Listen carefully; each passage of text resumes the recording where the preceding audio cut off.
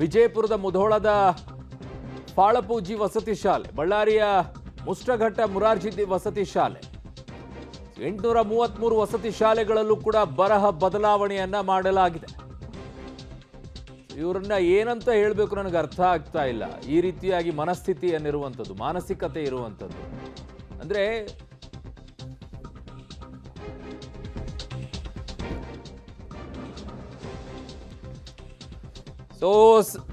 ಶಿಕ್ಷಣದ ವ್ಯವಸ್ಥೆಯನ್ನ ಹಾಳು ಮಾಡೋದ್ರಲ್ಲಿ ಮೊದಲನೇದಾಗಿ ಈಗ ಹೆಜ್ಜೆಯನ್ನ ಇಡ್ತಾ ಇದ್ದಾರೆ.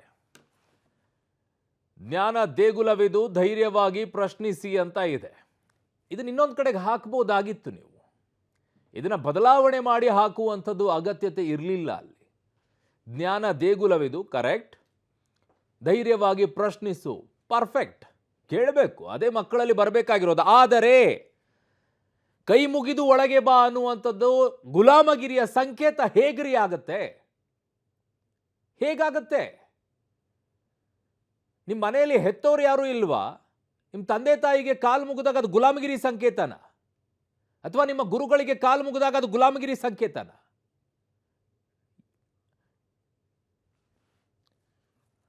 ನಿಮಗೆಲ್ಲ ಮೋಸ್ಟ್ಲಿ ಎಜುಕೇಟೆಡ್ ಆದ ನಂತರ ಇವನ್ನೆಲ್ಲ ಮರೆತೋಗ್ತಾ ಇದ್ದೀರಾ ಅನ್ಸುತ್ತೆ. ಮನೆಯಲ್ಲಿ ನಿಮಗೆ ಕರೆಕ್ಟಾಗಿ ಹೇಳಿಕೊಟ್ಟಿಲ್ಲ ಇವನ್ನ ಯಾವುದು ಕೂಡ.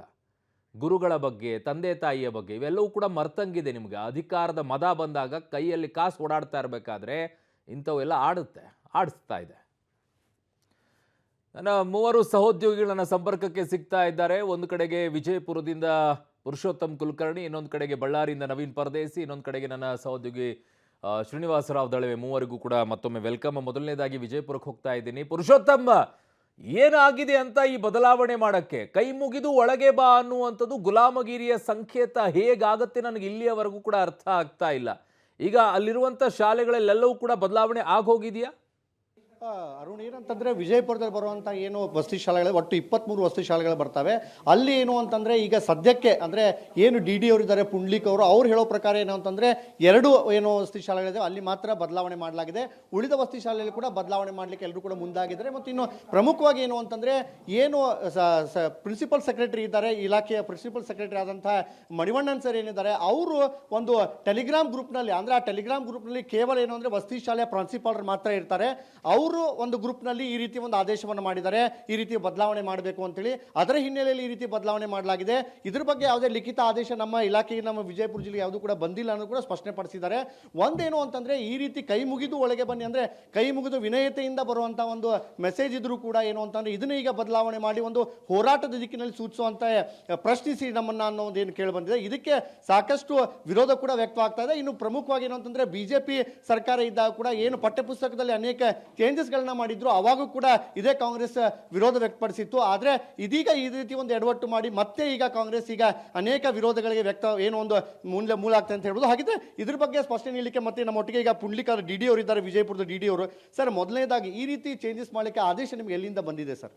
ಸರ್, ಆದೇಶ ಏನಿಲ್ಲ ಸರ್. ನಮ್ಮ ಪ್ರಿನ್ಸಿಪಾಲ್ಗಳಿಗೆ ನಮ್ಮ ಪ್ರಿನ್ಸಿಪಾಲ್ ಸೆಕ್ರೆಟರಿ ಸರು ಅವ್ರ ಗ್ರೂಪಲ್ಲಿ ಮೆಸೇಜ್ ಹಾಕಿದ್ದಾರೆ ಸರ್. ಆ ಪ್ರಕಾರ ಅವರು ಇದನ್ನು ಮಾಡಿದ್ದಾರೆ ಅಂತ ಸರ್ ಡೈರೆಕ್ಷನ್ ಪ್ರಕಾರ ಮಾಡಿದ್ದೀವಿ ಅಂತ ಹೇಳ್ತಾ ಇದ್ದಾರೆ ಸರ್. ಬಟ್ ಅದು ಯಾವುದೇ ಆದೇಶ ಬಂದಿಲ್ಲ ಸರ್, ಆದೇಶ ಇಲ್ಲ ಸರ್. ಏನು ಸರ್ ಮೂಲ ಉದ್ದೇಶ? ಈ ರೀತಿ ಕೈ ಮುಗಿದು ಒಳಗೆ ಬನ್ನಿ ಅಂದರೆ ಅದನ್ನು ಬದಲಾವಣೆ ಮಾಡೋದು ಏನಾಗುತ್ತೆ ಅಂತ, ಯಾಕೆ ಚೇಂಜ್ ಮಾಡಿದ್ದೀರಿ? ಸರ್, ಏನಿಲ್ಲ, ಇಲ್ಲಿ ಉದ್ದೇಶ ಇಷ್ಟೇ ಸರ್. ಎಲ್ಲರೂ ಅಂತಂದ್ರೆ ನಮ್ಮ ಶಾಲೆ ವಿಚಾರಗಳಿಗೆ ಸಂಬಂಧಪಟ್ಟಂಗೆ ಪಾಲಕರು ಈ ವಿಚಾರಗಳನ್ನು ನೇರವಾಗಿ ನಮ್ಮ ಪ್ರಾಂಶುಪಾಲರಿಗೆ ಅದನ್ನು ಪ್ರಶ್ನಿಸ್ಬೋದು, ಮತ್ತು ಪಾಲಕರುಗಳು ಕೂಡ ಶಾಲೆ ಕುಂದುಕೊರತೆ ಬಗ್ಗೆ ಮಾತಾಡ್ಬೋದು ಅನ್ನೋ ಕಾರಣಕ್ಕೆ ಸರ್ ಅದನ್ನು ಆ ಥರ ಸೂಚಿಸಿರ್ಬೋದು ಅಂತ ನಾನು ಅಂದ್ಕೊಳ್ತೀನಿ.